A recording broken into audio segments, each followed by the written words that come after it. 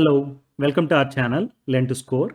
In this video, I am going to solve exercise 2 of 10th class mathematics quadratic equations chapter.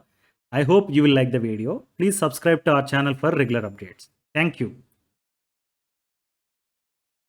Question number 1 is find the roots of the following quadratic equations by factorization.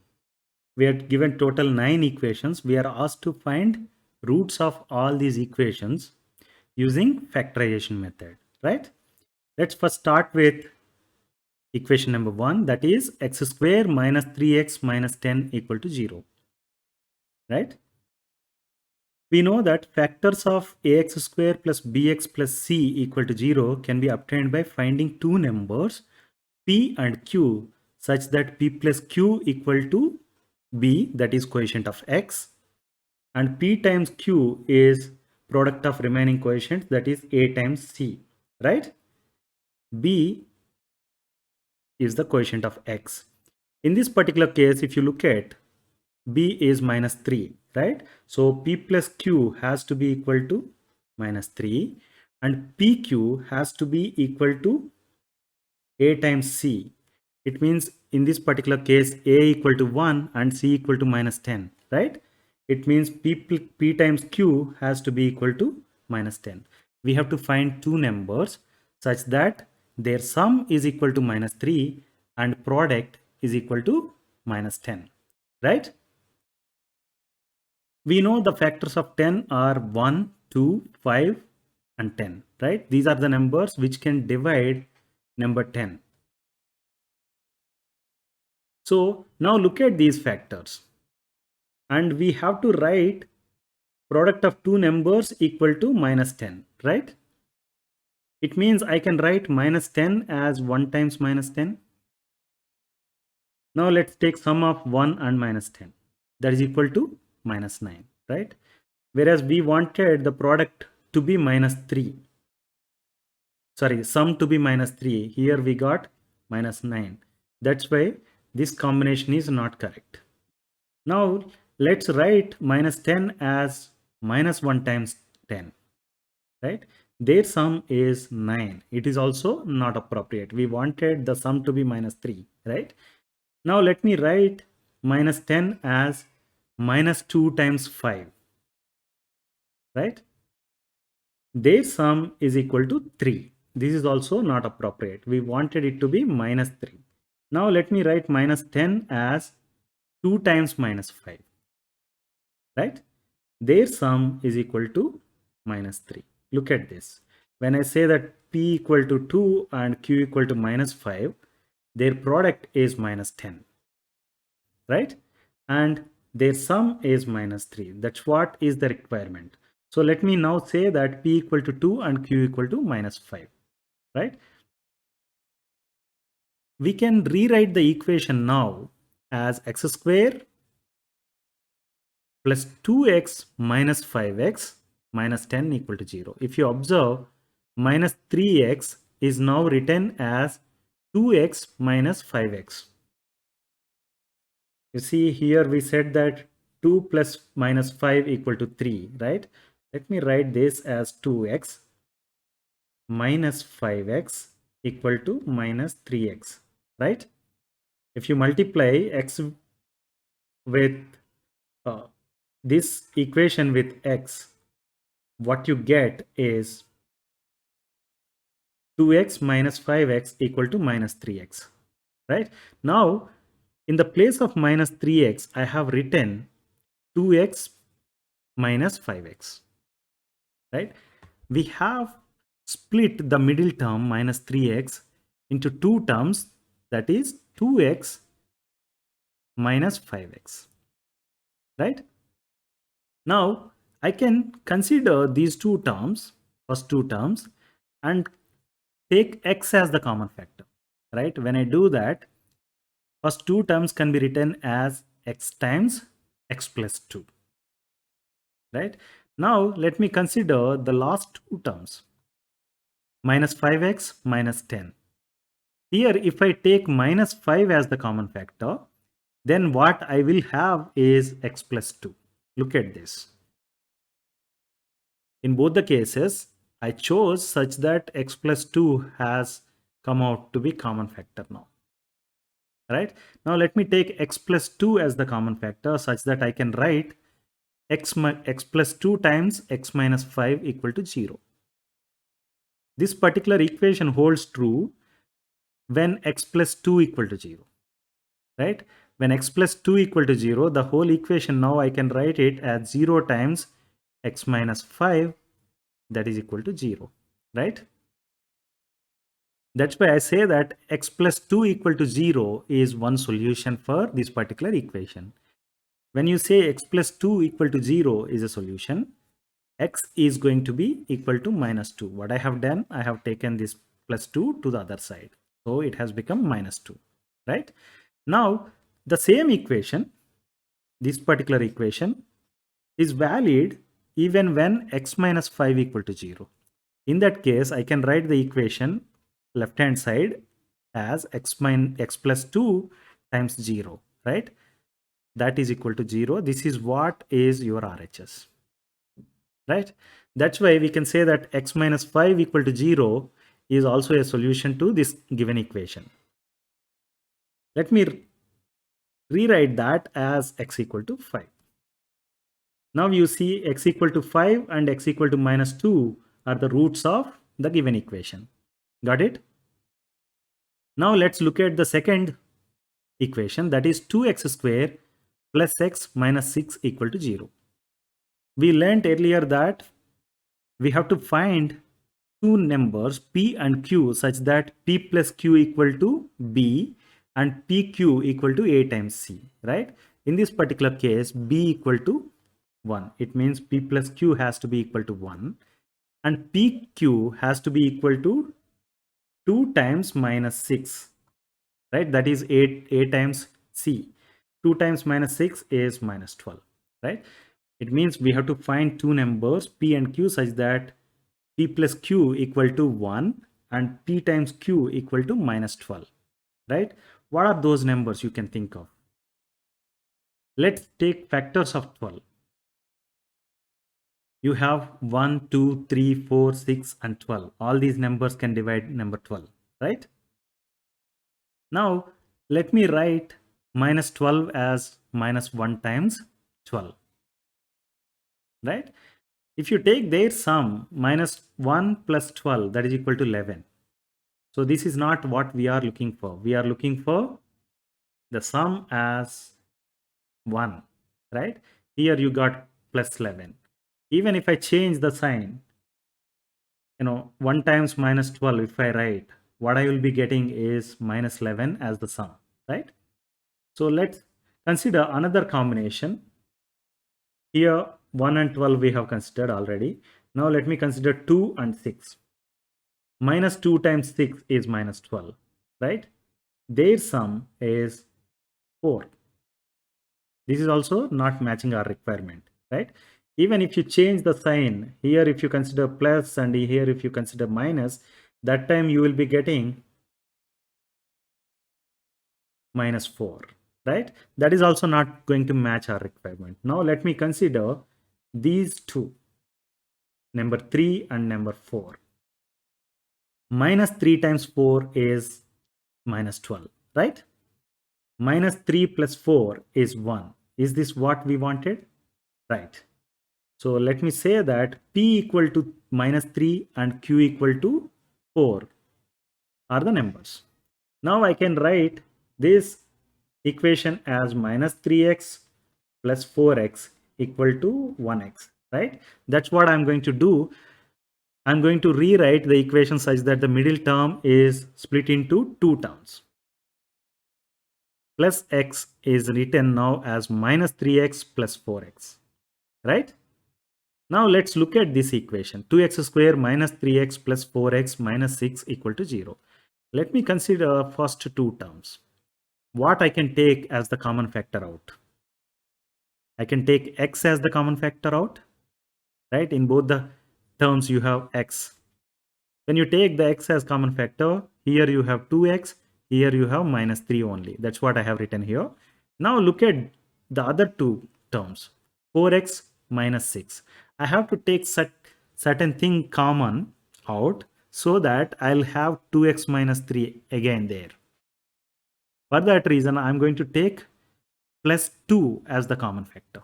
When I take plus 2, here you will be having 2x, right? And minus 6 can be written as 2 times minus 3. That's why I have written 2x minus 3 here, right? Now look at this equation. I have 2x minus 3 as the common across these two terms. First term is x times 2x minus 3 and second term is 2 times 2x minus 3, right? Now let me take 2x minus 3 as the common factor out so that the equation becomes 2x minus 3 times x plus 2 equal to 0. This equation holds true when this goes to 0 or this goes to 0, right? Let's consider 2x minus 3 going to 0. In that case, I can write the equation as 2x equal to 3, right? It means I can write x equal to 3 by 2. Got it? Now let me consider x plus 2 equal to 0. In that case,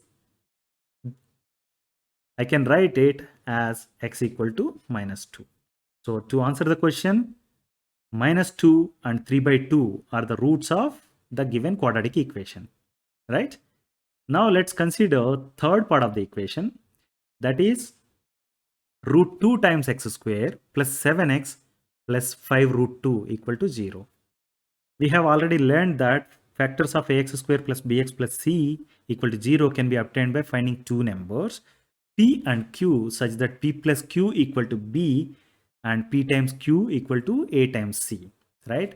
In this case, b is clear, that is 7, right? P plus q has to be equal to 7 and p times q has to be equal to root 2 times 5 root 2, right? This is going to be equal to 5 times 2, that is equal to 10, right? We have to have p plus q equal to 7 and p times q equal to 10, right? Let's find two numbers.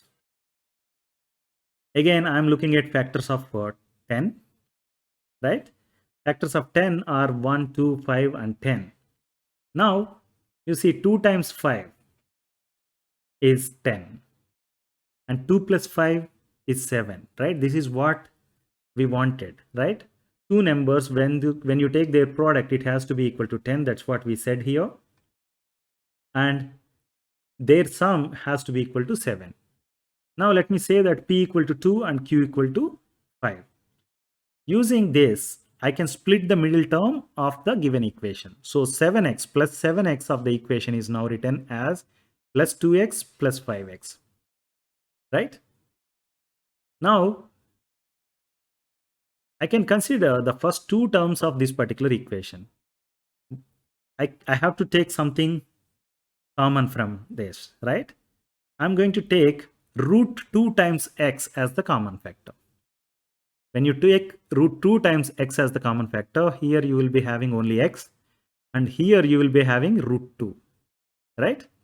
So I have written this as root 2x times x plus root 2, right?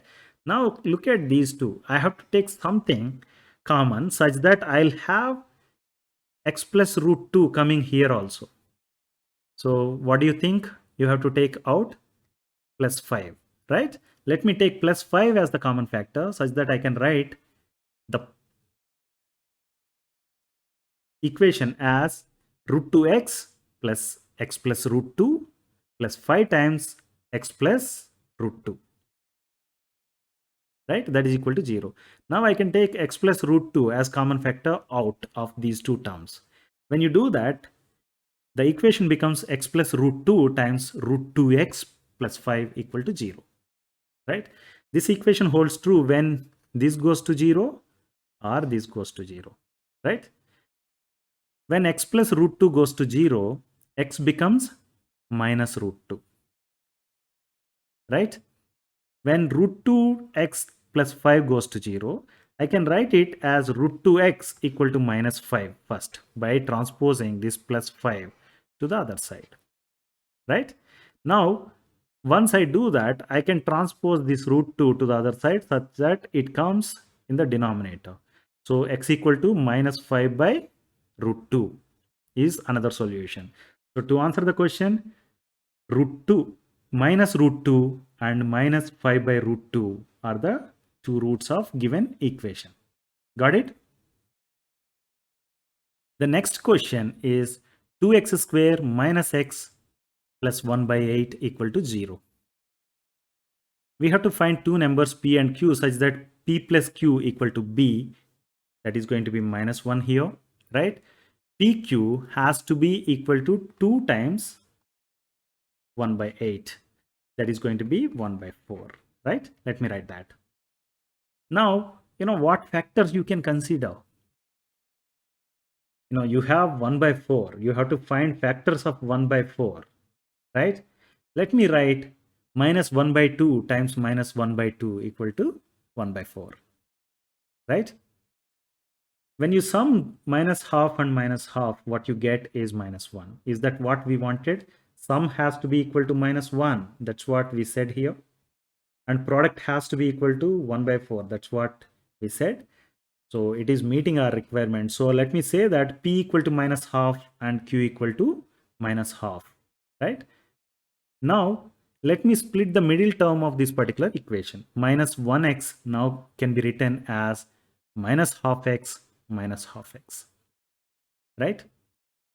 Now let me consider the first two terms of this equation and take 2x as the common factor out. When you take 2x as the common factor, what you have is x minus 1 by 4, right? Now from next two terms also, I have to take something common such that I'll have x minus 1 by 4 coming out again, right? For that reason, I'm going to take minus half as the common factor. When you take minus half as the common factor, you will have x minus 1 by 4, right? Now let me take x minus 1 by 4 as the common factor out of these two terms such that the equation becomes x minus 1 by 4 times 2x minus half equal to 0. This particular equation is going to be valid when x minus 1 by 4 equal to 0, right? It means x is going to be equal to 1 by 4. This particular equation holds true when 2x minus half is equal to 0, right? It means 2x equal to half and x equal to 1 by 4, right? So to answer the question, you say that 1 by 4 and 1 by 4 are the roots of the given equation. Got it? The next equation is 100x square minus 20x plus 1 equal to 0. We have to find two numbers p and q such that p plus q equal to minus 20 and pq equal to 100 times 1, that is equal to 100, right? We have to find two numbers p and q such that p plus q equal to minus 20 and pq equal to 100, right? Let me write 100 as minus 10 times minus 10. Their sum is equal to minus 20. Right? Now, I can write the middle term minus 20x as minus 10x equal to minus 20x, right? Let's expand the middle term or split the middle term such that you can write the equation as minus 10x, 100x square minus 10x plus 1 equal to 0, right? Let us consider first two terms. I can take 10x as the common factor.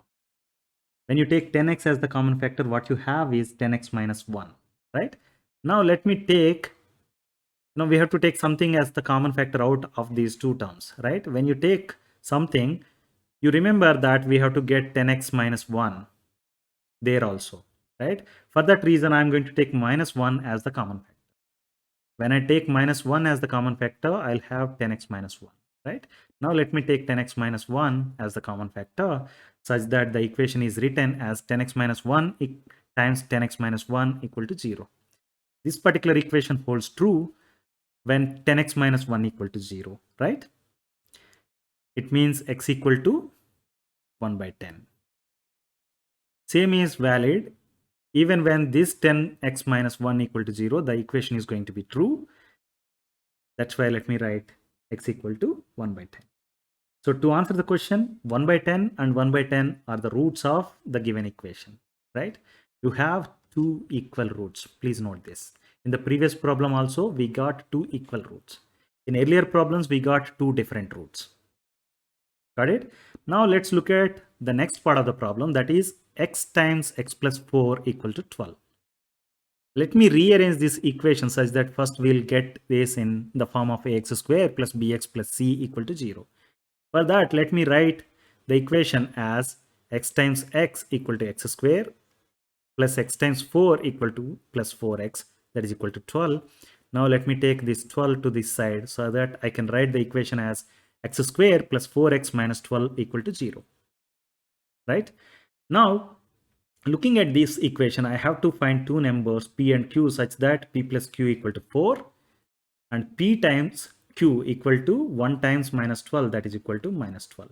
We have to find two numbers such that their sum is equal to 4 and their product is equal to minus 12, right? What are those numbers? Minus 2 times 6 equal to minus 12 and their sum is equal to 4, right?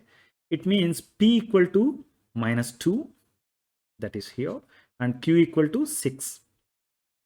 Now, making use of these, let me split the middle term of the given quadratic equation. So plus 4x of the equation is now written as minus 2x plus 6x. Right? Now let me consider first two terms of this quadratic equation, x square minus 2x. What I can take as the common factor? X. Right? Let me take x as the common factor so that these two terms can now be written as x times x minus 2. Right? Now look at this. I have to take something from this as the common factor such that I'll have x minus 2 coming out there also. What I have to take? 6 plus 6. Now look at this. These two terms are having x minus 2 as the common factor, right? Let me take that out so that the equation now becomes x minus 2 times x plus 6 equal to 0. This particular equation is valid when x minus 2 equal to 0, right? It means x minus 2 is a solution. X minus 2 equal to 0 is a solution to this equation. That can be written as x equal to 2. X equal to 2 is a root of this equation, right? X plus 6 equal to 0 is also a solution. That can be written as x equal to minus 6. X equal to minus 6 is a root and x equal to 2 is a root. Let me write that. 2 and minus 6 are the roots of given equation, right? Let us consider the next problem. That is 3x square minus 5x plus 2 equal to 0. Looking at this, I have to find two numbers such that their sum is equal to minus 5 and their product equal to 3 times 2, that is equal to 6. We have to find two numbers such that their sum is equal to minus 5 and their product is equal to 3 times 2, that is equal to 6. What are those numbers? Minus 3 times minus 2 equal to 6, right? Their sum is minus 5. Got it? Now I can say that those numbers p and q are minus 3 and minus 2. With the help of these two numbers, I can split the middle term of the given equation, that is minus 5x, right?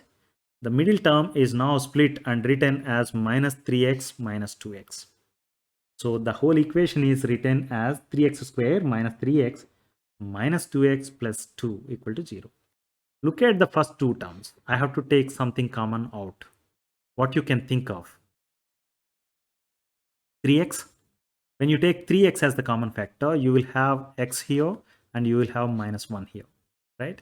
Now from these two terms, I have to take something out such that I'll have x minus 1 there also. Meaning I have to take minus 2. When you take minus 2, you will have x here, right? And you will have minus 1 here. So now looking at this equation, I can say that x minus 1 is common across these two terms. Let me take that as the common factor such that I'll have the equation as x minus 1 times 3x minus 2 equal to 0. This particular equation holds true when x minus 1 equal to 0 right? It means x equal to 1, right? When 3x minus 2 equal to 0, also you get the solution or the equation is valid.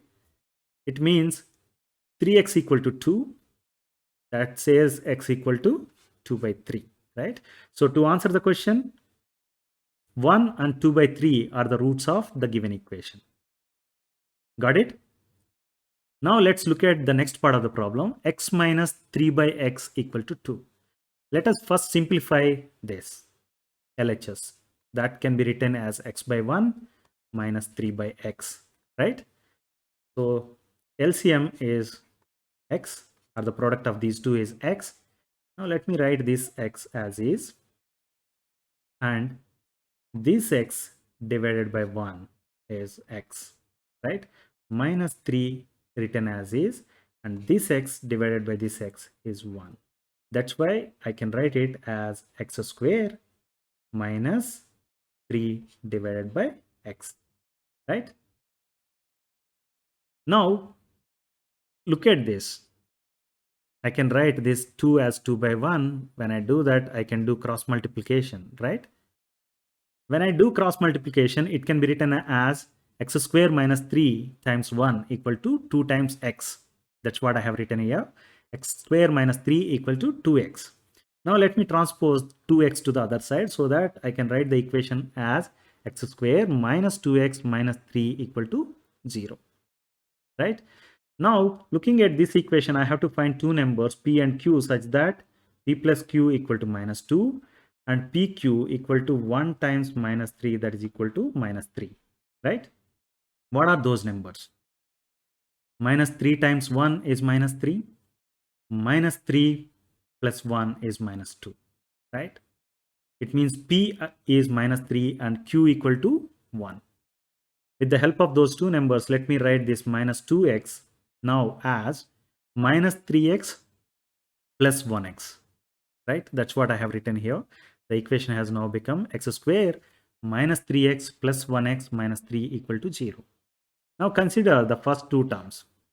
I can take x as the common factor so that the term can now be written as x times x minus 3.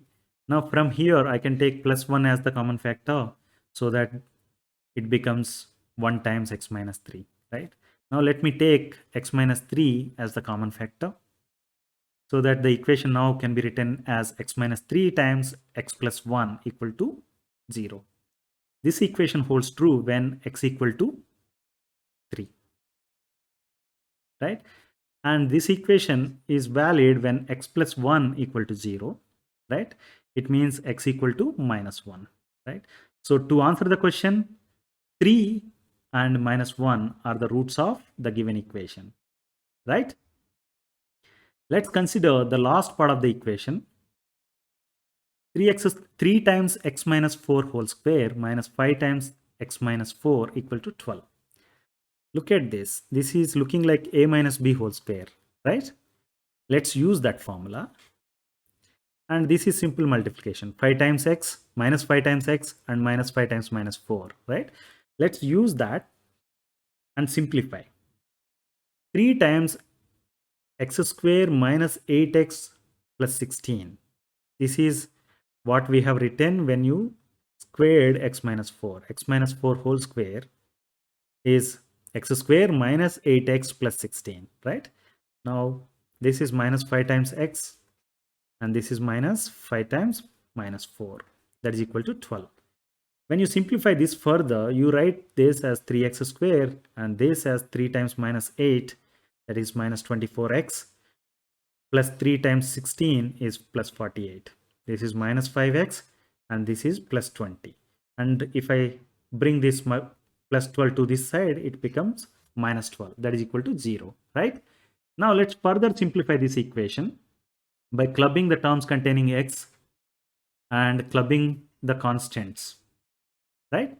When you do that, the equation becomes 3x square minus 24x minus 5x, that becomes minus 29x, and 48 plus 20 minus 12.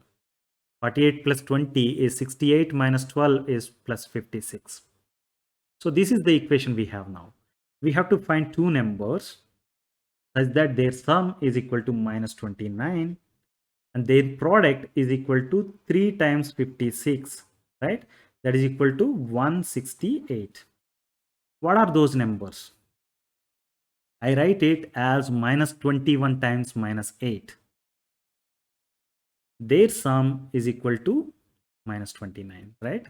Their product is 168 and their sum is minus 29. So these are the two numbers. P is minus 21 and Q is minus 8. With the help of this, I can write the middle term minus 29x as minus 21x minus 8x, right? Let's write that. So the equation you have now is 3x square minus 21x minus 8x plus 56 equal to 0. Consider these two terms. I can take 3x as the common factor, right? When you do that, it becomes 3x times x minus 7, right? Now let me look at this. I have to take something common. What should be that such that you will have x minus 7 there also? That is minus 8. Let me take that. When you take minus 8 as the common factor, you have x minus 7 here also. Let me take these two x minus 7s as common. When you do that, the equation becomes x minus 7 times 3x minus 8 equal to 0. This equation is valid when x minus 7 equal to 0. It means x equal to 7. And 3x minus 8 equal to 0 is also a solution, right? That can be written as 3x equal to 8, x equal to 8 by 3. So to answer the question, 7 and 8 by 3 are the roots of given equation. Got it?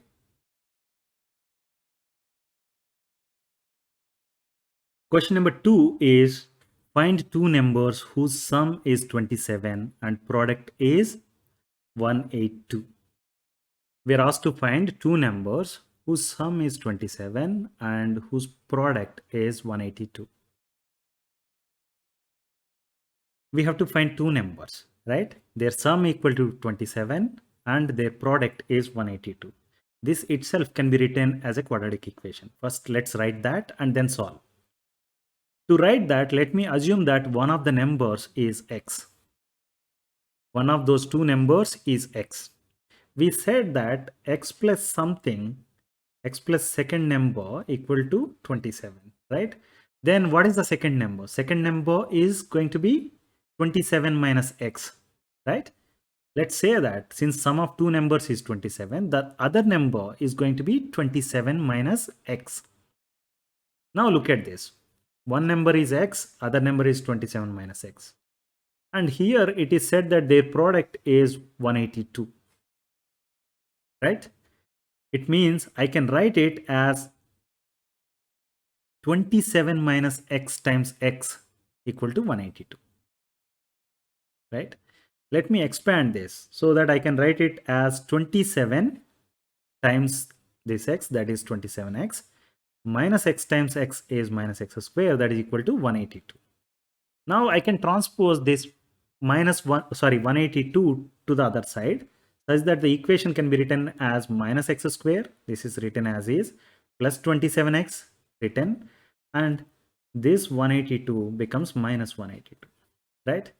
I have minus 1 as the quotient here. I can start solving this equation. Instead, what I'm going to do is I'm going to multiply both the sides of this equation with minus 1. Let me multiply both the sides of this equation with minus 1 so that the equation becomes x square. This is plus 27x and minus 1 becomes minus 27x. And this is minus 1 times minus 182, that is plus 182, right? The equation now you have is x square minus 27x plus 182 equal to 0. When you look at the equation, you say that we have to find two numbers such that their sum is equal to minus 27 and their product equal to 1 times 182, that is equal to 182, right? What are those numbers?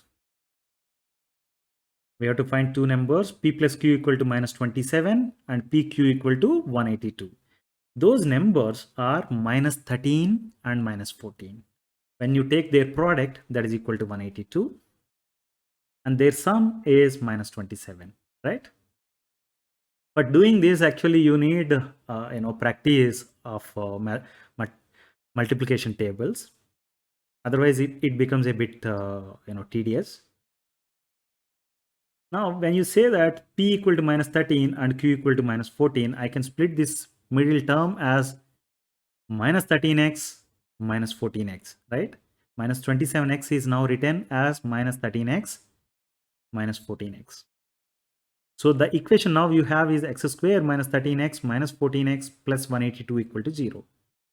Let me consider these two terms and take x as the common factor.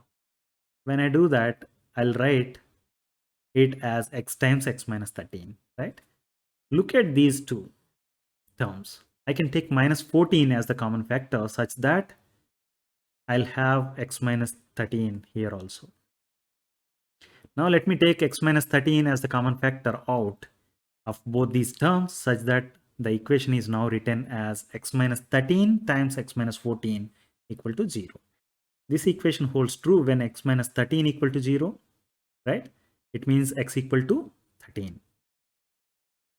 When x minus 14 equal to 0, x becomes 14. So to answer the question, 13 and 14 are those numbers. Their sum is 27 and their product is 182. Got it? Question number 3 is find two consecutive positive integers, sum of whose squares is 613. You have to find two consecutive positive integers, meaning two integers, one coming next to the other. Those have to be positive numbers. And then when you take their squares and sum them, you get 613 as the answer.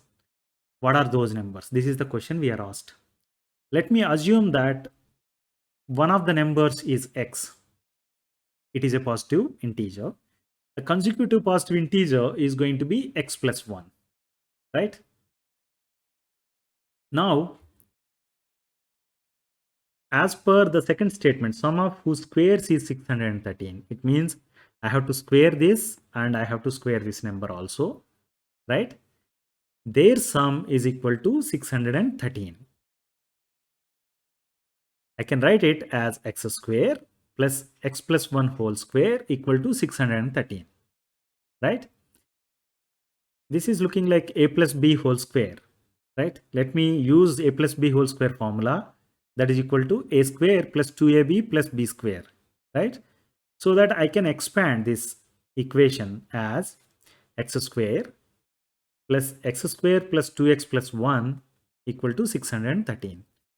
I can club this x square and this x square and bring this 613 to the other side such that I can write the equation as 2x square plus 2x plus 1 minus 613, that is equal to 0, right? You can further club these two constants such that I can write the equation as 2x square plus 2x minus 612 equal to 0. Look at this. You have 2 here, and this is an even number, right?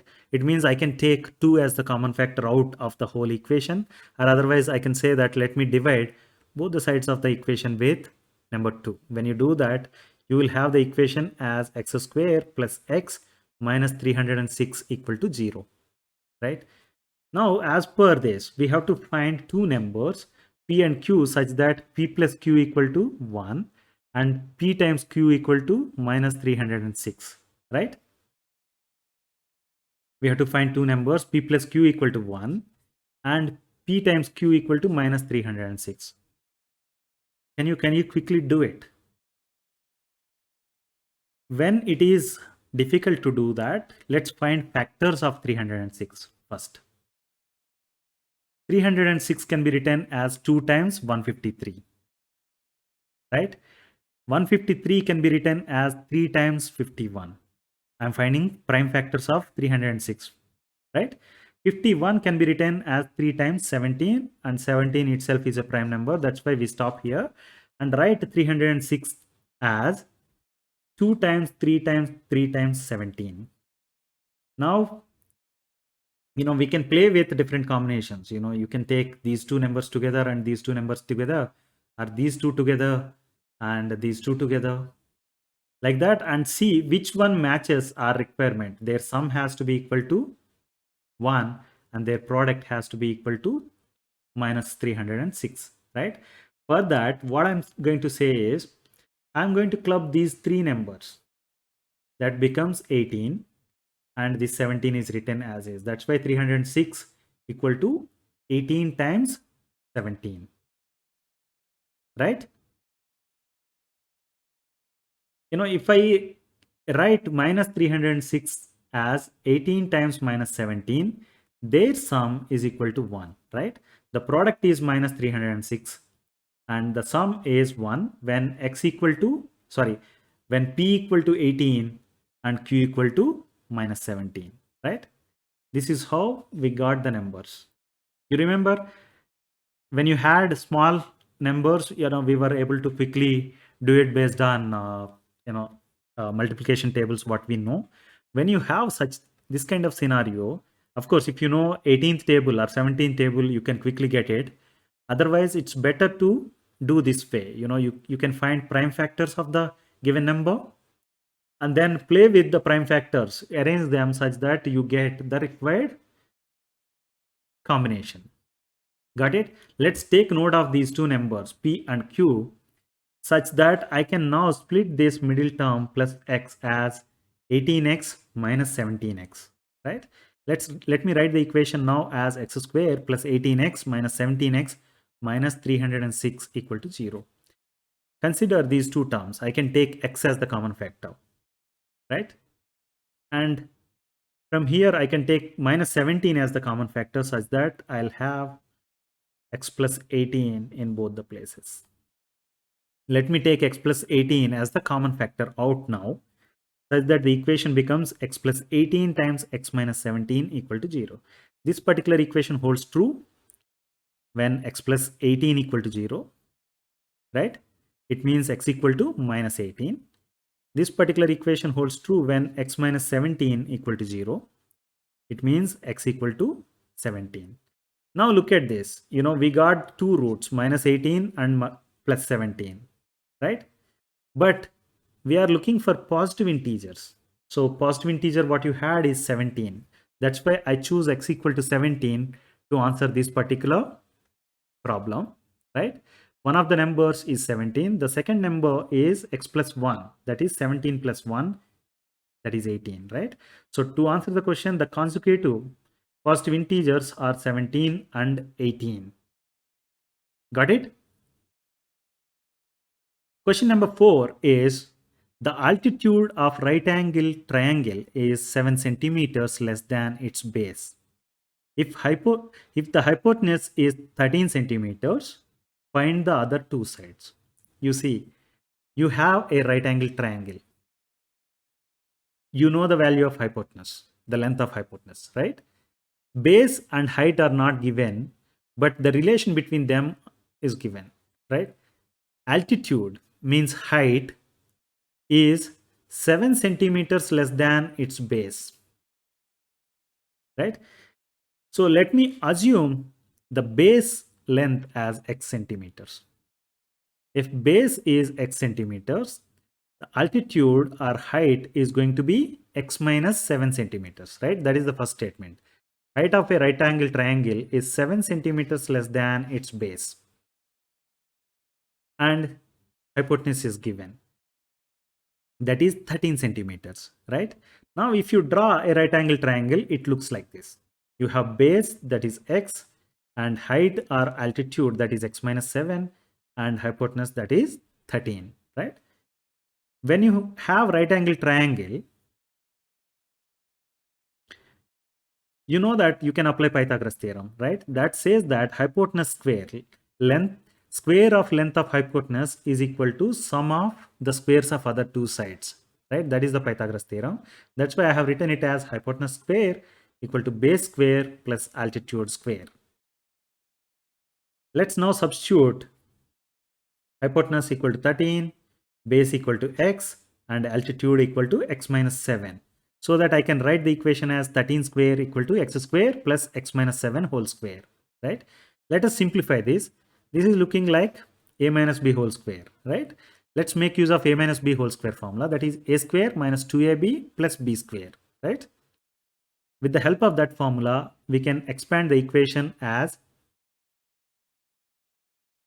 x square, that is written as is, and the expansion is x square minus 14x plus 49, right? That is equal to 13 square equal to 169. Got it?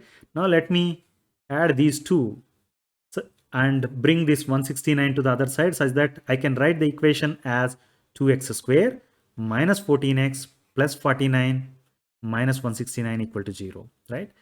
Plus 49 minus 169 is 120, minus 120.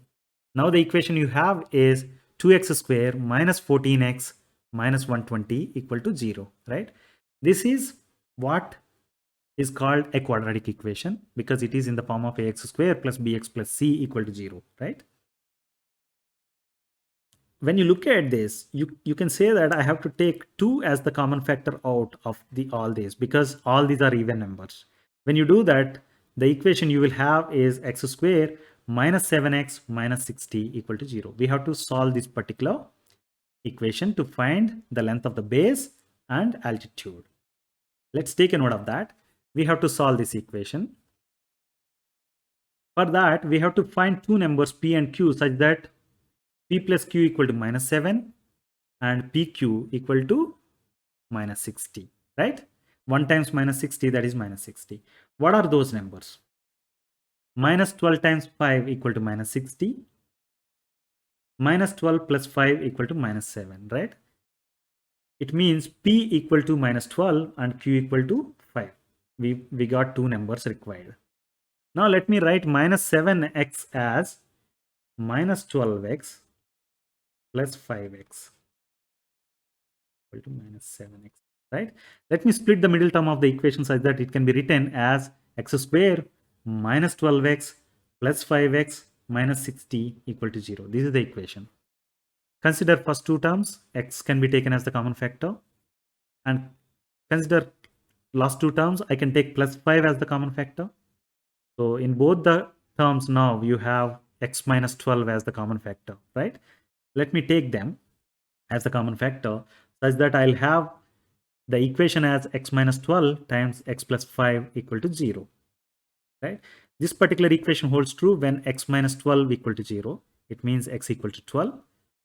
Or x plus 5 equal to 0. It means x equal to minus 5. You have two roots for this quadratic equation, right? 12 and minus 5 are the roots of this particular equation. But altitude or the length of the base, these cannot be negative numbers, right? For that reason, we cannot take minus 5 as the value for x. In this particular case, since we are dealing with length cannot be a negative number. We take x equal to 12. That is length of the base, x equal to 12. Then altitude is going to be x minus 7, that is 12 minus 7 equal to 5 centimeters. To answer the question, base is 12 centimeters and altitude is 5 centimeters. Got it? Question number 5 is, a cottage industry produces a certain number of pottery articles in a day. It was observed on a particular day the cost of production of each article was 3 more than twice the number of articles produced on that day.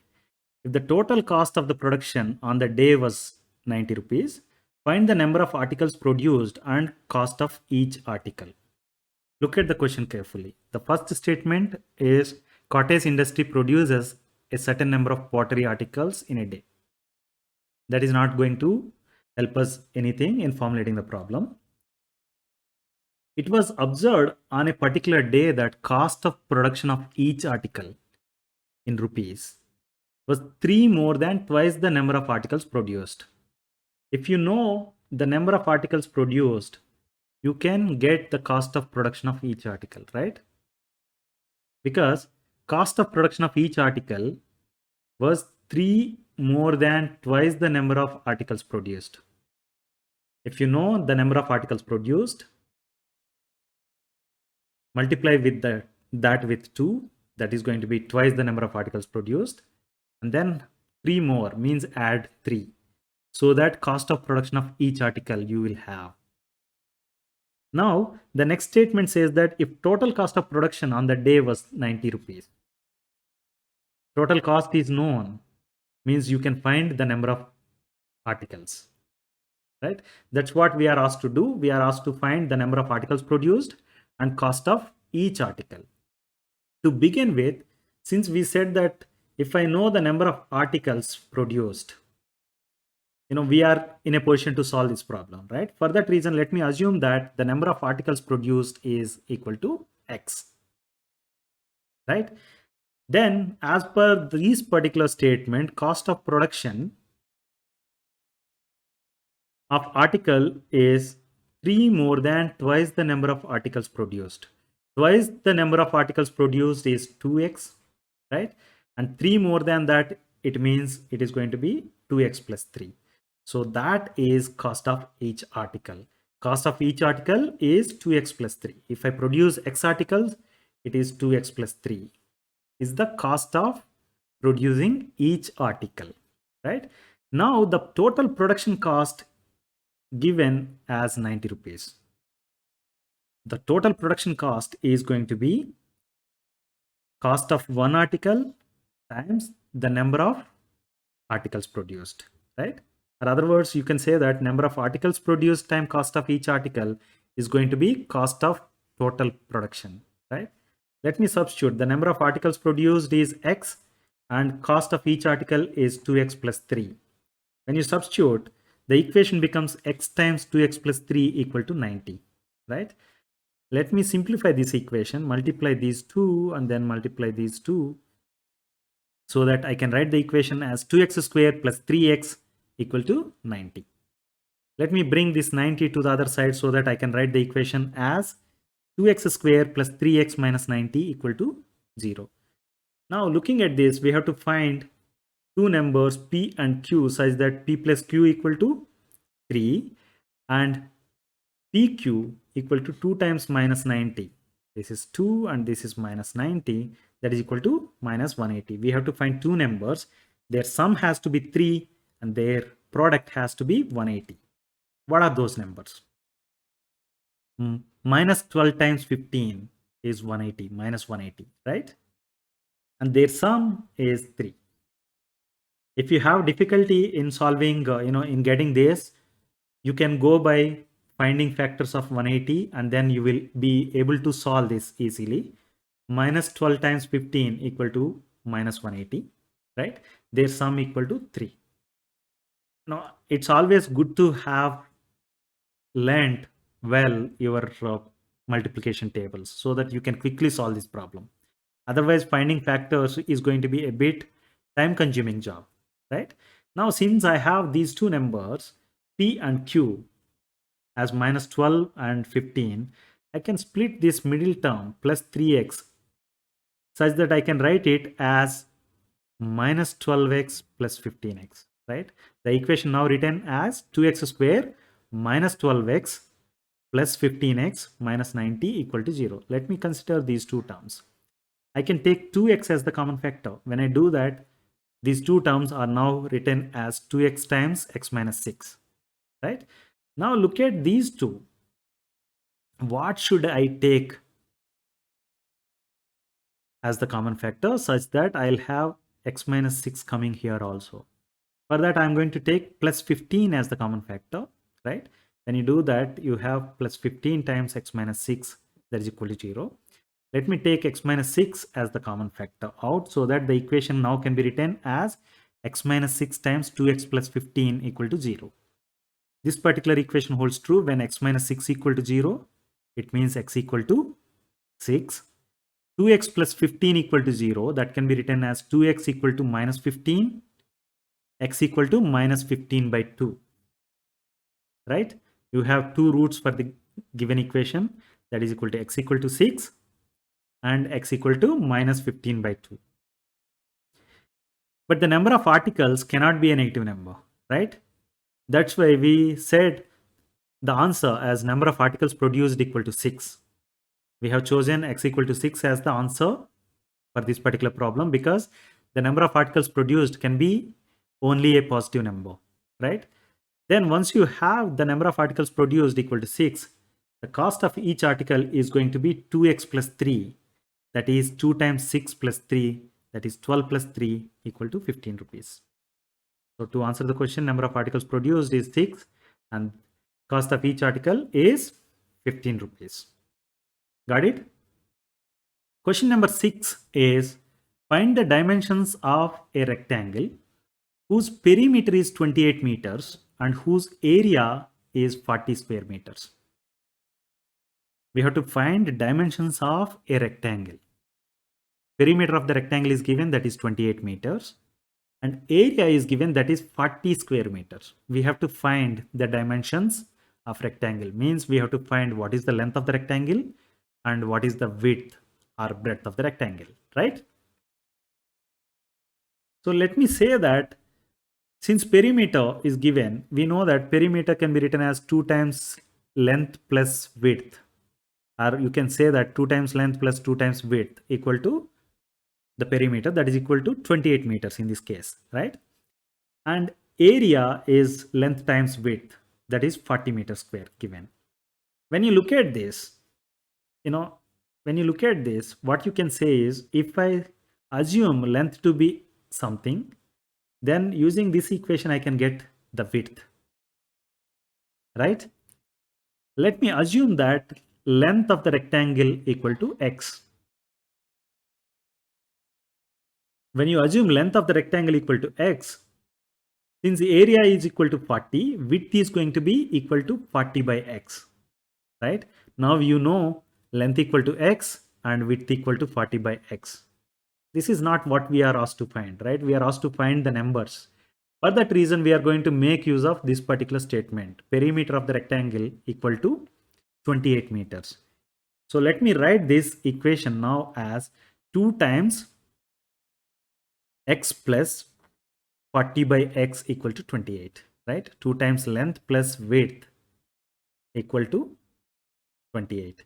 Now let me rearrange this equation such that I can write x plus 40 by x equal to 28 by 2, that is equal to 14.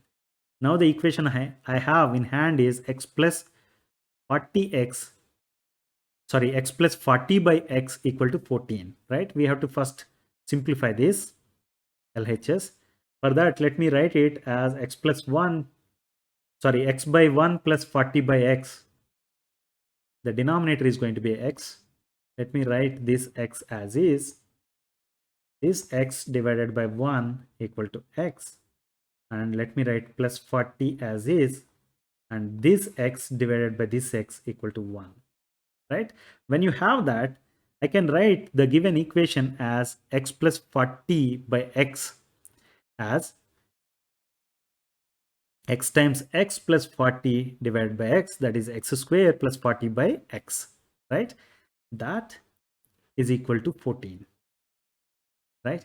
Now look at this. I can do cross multiplication, right? When I do cross multiplication, the equation becomes x square plus 40 times 1 equal to 14 times x, that is 14x, right? Let me bring this 14x to the other side. When you do that, the equation becomes x square minus 14x plus 40 equal to 0, right? We have to find roots of this particular equation to answer the question. For that, we have to find two numbers p and q such that p plus q equal to minus 14 and pq equal to minus 1 times 40, that is 40. We have to find two numbers such that their sum is minus 14 and their product is 40. The numbers I have in mind are minus 10 and minus 4. Minus 10 times minus 4 equal to 40 and their sum is equal to 14, right? Let me say that p equal to minus 10 and q equal to minus 4. So now using these two numbers, I can split this 14 minus 14 as minus 10 minus 4, right? It means I can write minus 14x as minus 10x minus 4x. So the equation has become x square minus 10x minus 4x plus 40 equal to 0. Let me consider these two terms. I can take x as the common factor out, right? Let me consider these two terms. I can take minus 4 as the common factor out. Now, when you look at this, I can take x minus 10 as the common factor out from these two terms, right? When I do that, the equation becomes x minus 10 times x minus 4 equal to 0. This particular equation is going to be valid when x minus 10 equal to 0, right? It means x equal to 10 is a root of this equation. When x minus 4 equal to 0, the equation is going to be valid. It means x equal to 4, right? So the two roots are 10 and 4. Let me say that length of the rectangle is 10 meters. Why I chose length x equal to 10 meters? Of course, I could have taken x equal to 4 also, but you will understand why. Let me say that x equal to length equal to 10 meters, right?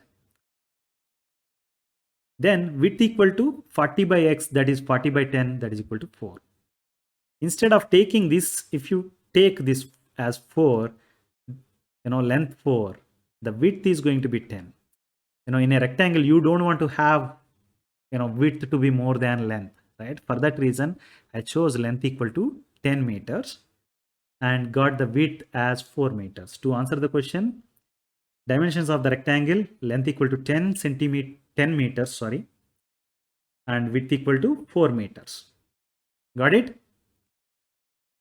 Question number 7 is, the base of a triangle is 4 centimeters longer than its altitude.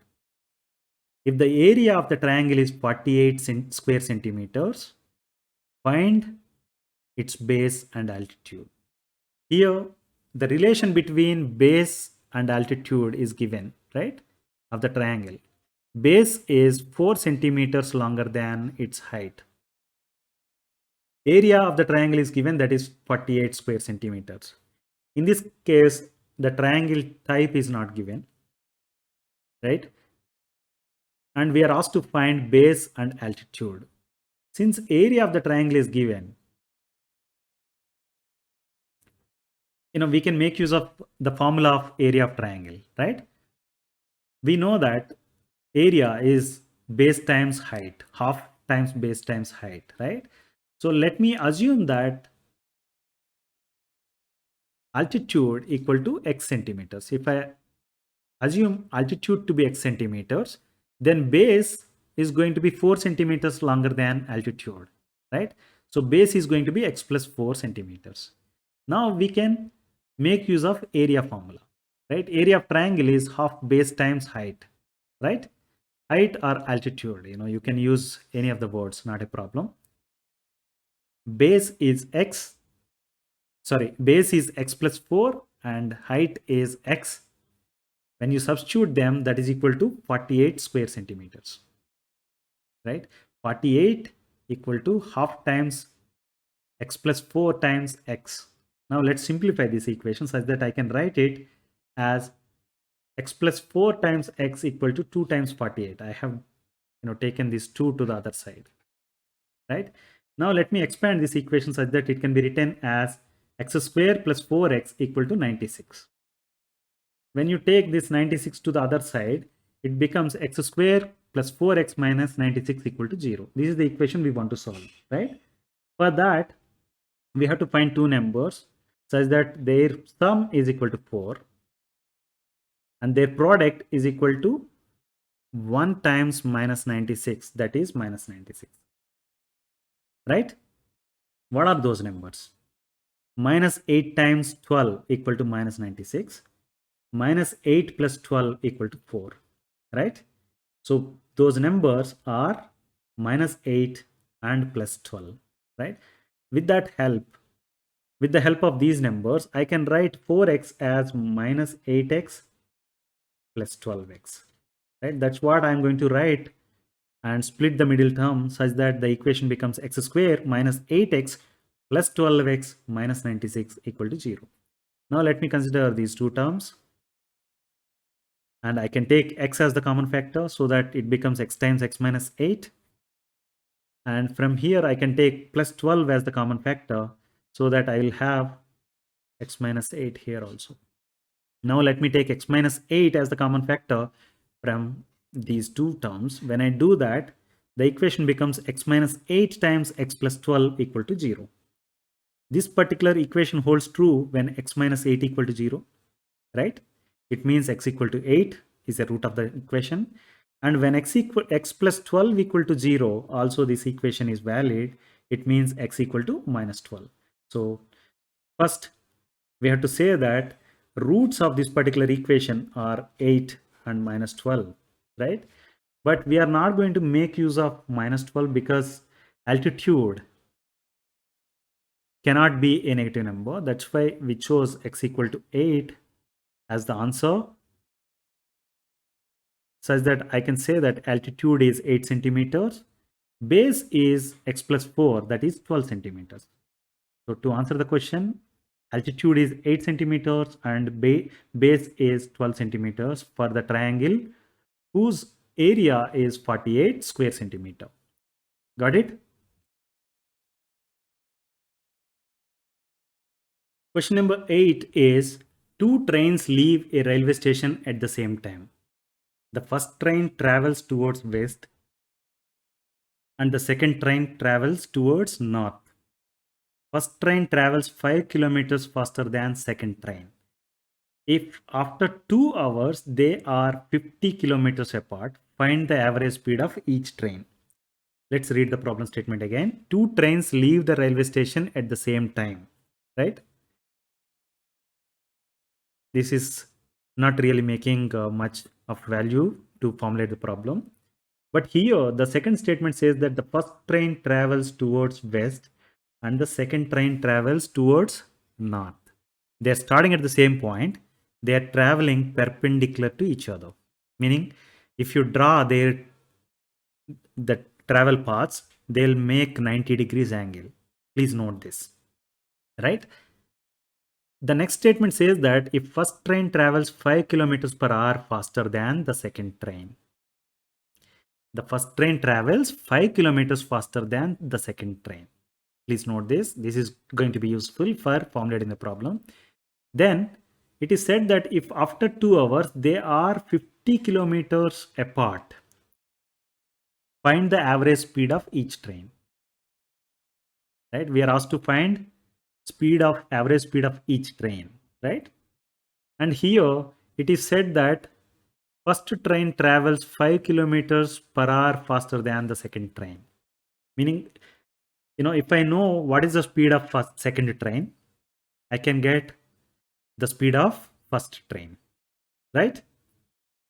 That's why let me assume that the second train runs at speed of x kilometers per hour.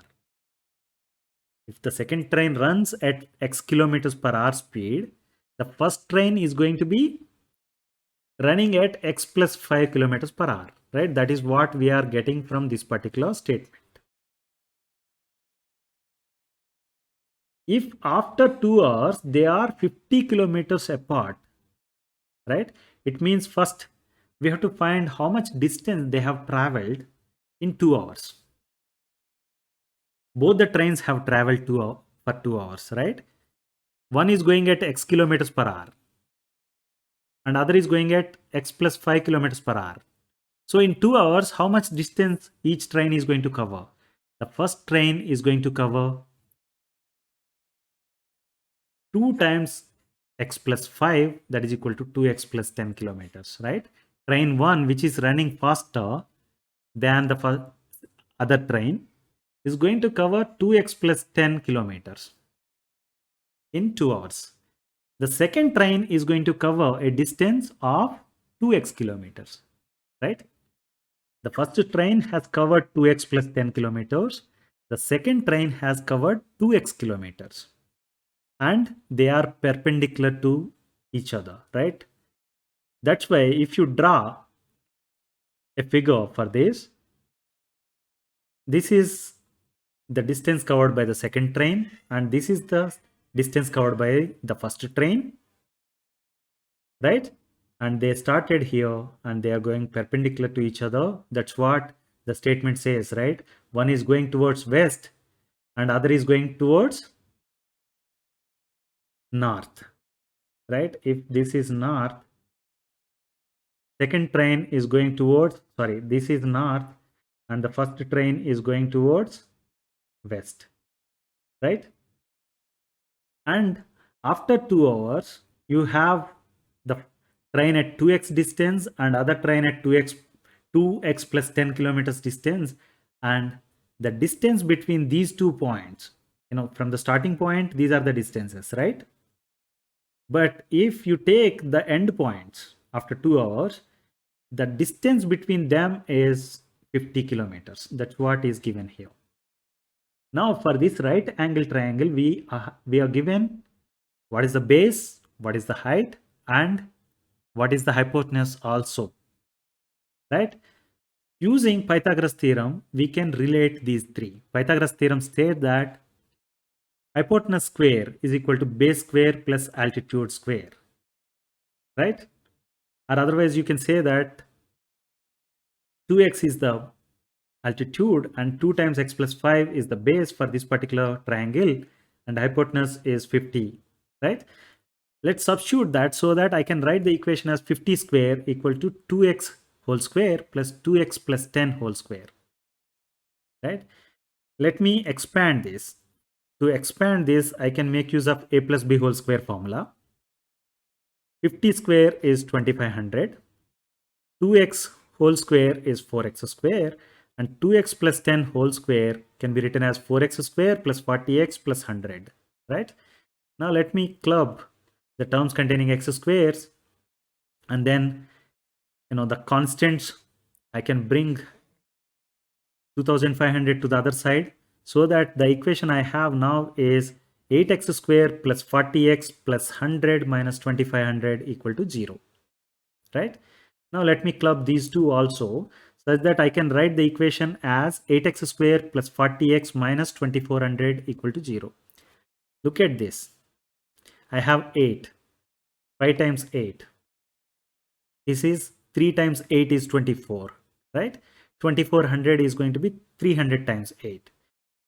Let's take 8 as the common factor, such that I can write the equation as 8 times x square plus 5x minus 300 equal to 0, right? Let me divide both the sides of the equation with 8, so that the equation now becomes x square plus 5x minus 300 equal to 0. That's what we have to solve. Let's solve this equation now. When you have to solve this equation, we have to find two numbers p and q, such that p plus q equal to 5 and pq equal to 1 times minus 300, that is equal to minus 300, right? What are those numbers? Minus 15 and 20. Minus 15 times 20 equal to minus 300.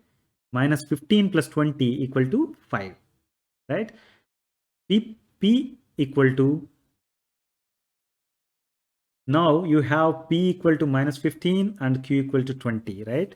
That's why I could write plus 5x as minus 15x plus 20x, so that the equation now becomes x square minus 15x plus 20x minus 300 equal to 0. Let me take x as the common factor out of these two, such that it can be written as x times x minus 15, and I can take plus 20 as the common factor here, so that it can be written as 20 times x minus 15, right? Now I can take x minus 15 as the common factor out of these two terms. When you do that, the equation becomes x minus 15 times x plus 20 equal to 0. This particular equation holds true when x minus 15 equal to 0. It means x equal to 15, right? When x plus 20 equal to 0, you get the root as minus 20, x equal to minus 20, right? The roots are x equal to 15 and x equal to minus 20, right? The speed cannot be a negative number. X is the speed, right? For that reason, I say that the second train, which is running at x kilometers per hour, is running at 15 kilometers per hour, right? If the second train is running at 15 kilometers per hour, the first train is running at x plus 5, that is 15 plus 5, that is equal to 20 kilometers per hour. So to answer the question, first train is running at 20 kilometers per hour, and second train is running at 15 kilometers per hour. They are moving in a perpendicular direction, right? Question number 9 is, in a class of 60 students, each boy contributed rupees equal to the number of girls and each girl contributed rupees equal to the number of boys. If the total money then collected was 1600 rupees, how many boys were there in the class? It is given that class has got total 60 students, meaning some of them are boys and some of them are girls, right? And each boy has given some money, right? That money in rupees is equal to number of girls in the class. Each boy contributed rupees equal to the number of girls. For example, 10 girls are there, meaning each boy is contributing 10 rupees. If 20 girls are there, each boy is contributing 20 rupees. You got it? Now, the next statement says that each girl contributed rupees equal to the number of boys. If the total money then collected was 1600 rupees, we are asked to find how many boys were there in the class, right? Let me assume that the number of boys in the class is X, right? If the number of boys in the class is X, since the total class has got 60 students, the number of girls is going to be 60 minus X, right? Boys plus girls equal to 60. When I say boys equal to X, the girls are going to be 60 minus X, right? Now, we know that money contributed by all the boys can be written as number of boys times money contributed by each boy, right? The number of boys we said X. And each boy contributed money equal to the number of girls, right? But number of girls 60 minus X, meaning each boy has given 60 minus X rupees. So let's substitute so that the money contributed by all the boys is going to be X times 60 minus X. Understood? Number of boys is X and money contributed by each boy is equal to number of girls, that is 60 minus X. That's why you have the expression as X times 60 minus X. Got it? Now let's write the money contributed by all the girls can be written as number of girls times money contributed by each girl. Number of girls is given, that is 60 minus X, right? You know that. And money contributed by each girl is equal to number of boys in the class. Number of boys in the class is X. That's why let me write it as 60 minus X, that is number of girls, times money contributed by each girl, that is X, right? Now, money contributed by all the boys plus money contributed by all the girls is going to be equal to 1600 rupees, right? Total money collected is 1600 rupees. It means the equation is going to be money contributed by boys, that is X times 60 minus X, plus money contributed by girls, that is 60 minus X times X, that is equal to total money collected 1600 rupees, right? Let us simplify this equation such that I can write the equation as 60x minus x square, here also plus 60x minus x square, right? That is equal to 1600. Now 60x plus 60x I can club, and minus x square I can club. 60x plus 60x is 120x, minus x square and minus x square is minus 2x square, right? Now let me bring 1600 to the other side such that the equation becomes 0 equal to 2x square minus 120x plus 1600. Actually, instead of bringing this 1600, you can even bring these two to the other side, right? That's what I have done. 0 equal to 2x square, that has come because minus 2x square is transposed to the other side, and plus 120x, when it is transposed, it has become minus 120x, and you have 1600 as is, that is equal to 0. This is the equation we want to solve. But look at this, you have 2 here, you have 120 and 1600, all are even numbers, right? I can take 2 as the common factor out such that the equation becomes 2 times x square minus 60x plus 800 equal to 0. right? It means we have to solve x square minus 60x plus 800 equal to 0, because you can say that I have divided both the sides of the equation with number 2.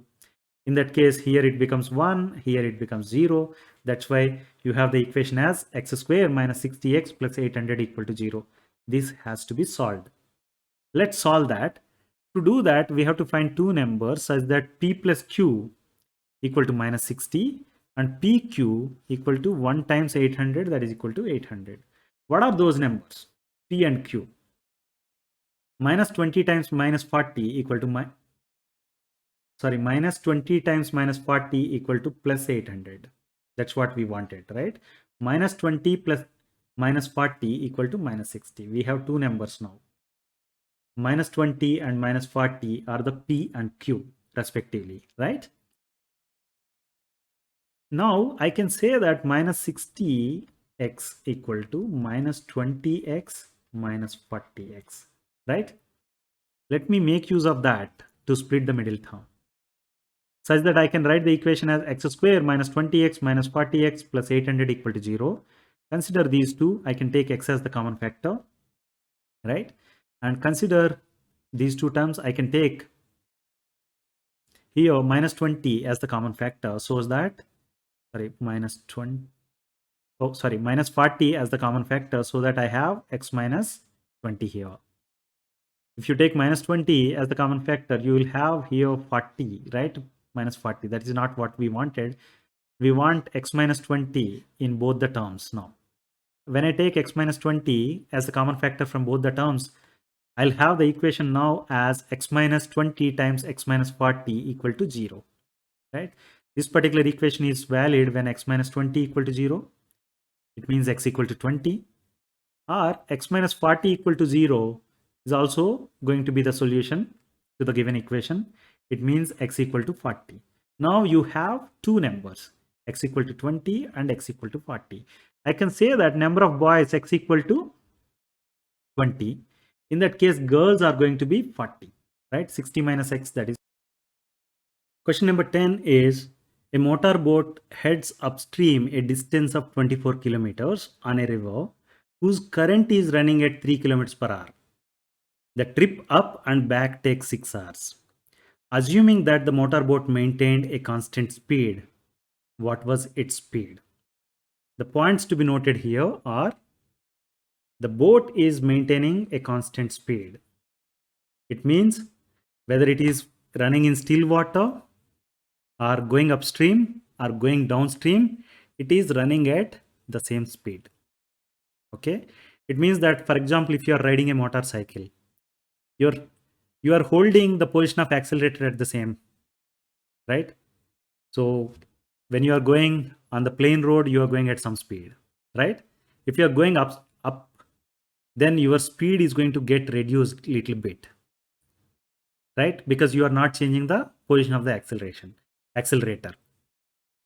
If you're going down the hill, then even though you are holding the accelerator at the same point, your speed is going to increase, right?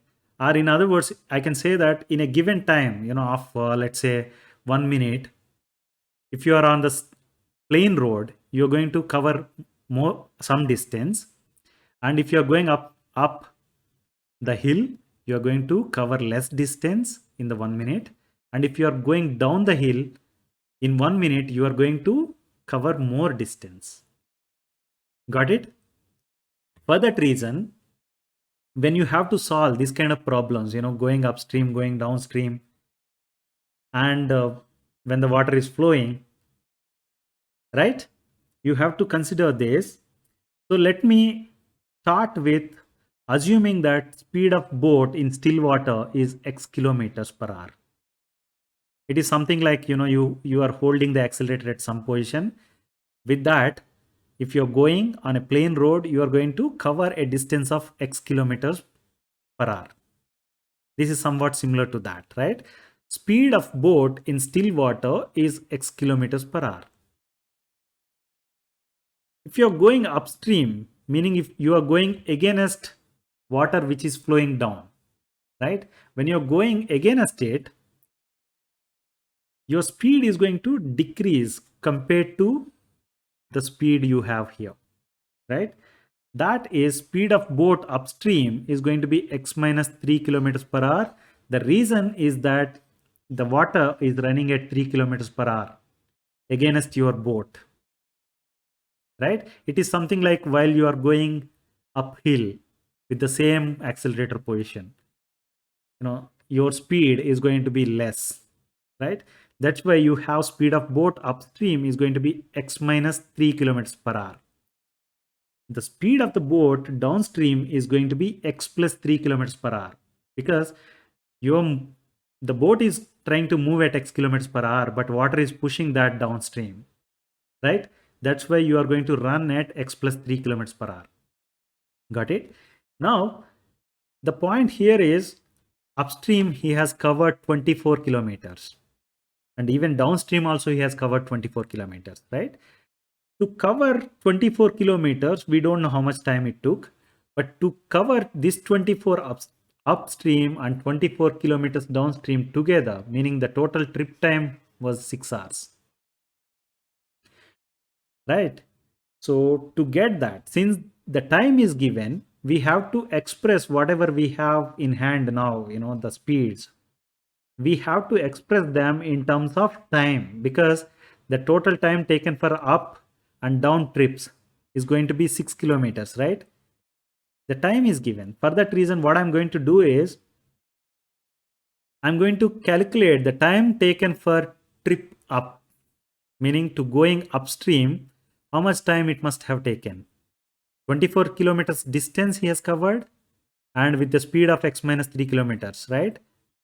That gives you 24 by x minus 3 hours. The time taken for upstream trip is 24 by x minus 3 hours. Time taken for trip down, meaning going down, the same 24 kilometers, but at the speed of x plus 3 kilometers per hour, right? The time is 24 by x plus 3 hours. Look at this. This is going to be a bigger number than this, right? If you assume something for x, you can see that 24 by x minus 3 is bigger than 24 by x plus 3, right? It means the time taken for upstream is going to be high compared to time taken for downstream. You got it? This is what I told you with the help of, uphill and downhill problem, right? Now, we know that the total time taken is 6 hours for going up and going down, right? For going up is 24 by x minus 3, and going down is 24 by x plus 3 hours, right? When you put these two things together, you get 6 hours.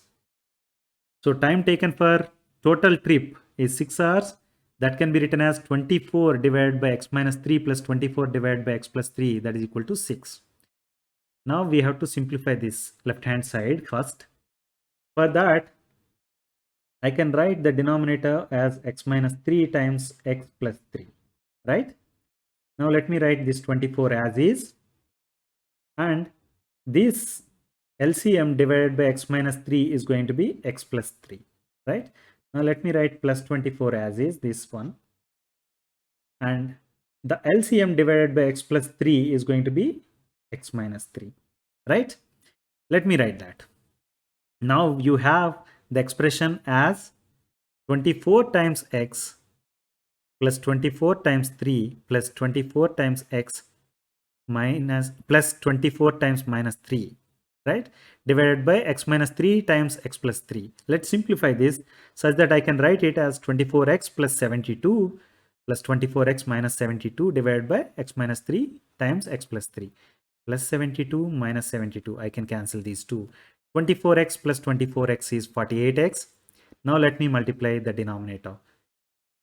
This x times x, this x times plus 3, and this minus 3 times x and minus 3 times plus 3. When you do that, you get 48x divided by x square plus 3x minus 9, right? Let me cancel these two.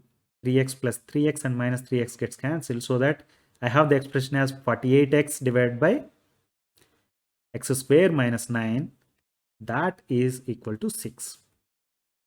Look at this equation, right? Now you have the equation as 48x divided by x square minus 9 equal to 6. Let me write this like this so that I can do cross multiplication such that it can be written as 48x times 1 equal to 6 times x square minus 9, right? Let me cancel this 6 here 8 times, right? I can write the equation now as 8x equal to x square minus 1. Sorry, x square minus 9. 8x equal to x square minus 9 now can be written as x square minus 8x minus 9 equal to 0. This is the quadratic equation, right? The given problem statement is converted as a quadratic equation. We have to solve this equation now. Let's solve this. To solve this, we have to find two numbers such that p plus q equal to minus 8 and pq equal to 1 times minus 9, that is minus 9. What are those numbers? Minus 9 times 1 equal to minus 9. Minus 9 plus 1 equal to minus 8. Right? Now look at this. Looking at this, I can say minus 9x plus 1x equal to minus 8x. Right? The middle term minus 8x now can be written as minus 9x plus 1x. Right? That's what I have written here. You have x square minus 9x plus 1x minus 9 equal to 0. Let me consider these two terms. I can take x as the common factor so that it can be written as x times x minus 9, right? From these two terms, I can take plus 1 as the common factor. When you do that, you have 1 times x minus 9, right? Now let me take x minus 9 as the common factor out of these two terms. When you do that, x minus 9 times x plus 1 is going to be equal to 0. This particular equation holds true when x minus 9 equal to 0. It means x equal to 9. Or x plus 1 equal to 0. It means x equal to minus 1. Right? These are the roots of the equation. But look at this. We said that the constant speed is x kilometers per hour. Speed with which the boat is running cannot be a negative number. Right? For that reason, I say that x equal to 9 is the answer. So the speed of the boat, the constant speed of the boat is 9 kilometers per hour. While it is going upstream, its speed is going to be 6 kilometers per hour. While going downstream, it is going to be 12 kilometers per hour. You see, the speed with which the boat is moving upstream and downstream are different. But what we are asked to find is with what speed, with what constant speed the boat is running. That is x equal to 9 kilometers per hour. Got it? I hope you like the video. Please like, share and subscribe to our channel Learn to Score. Thank you.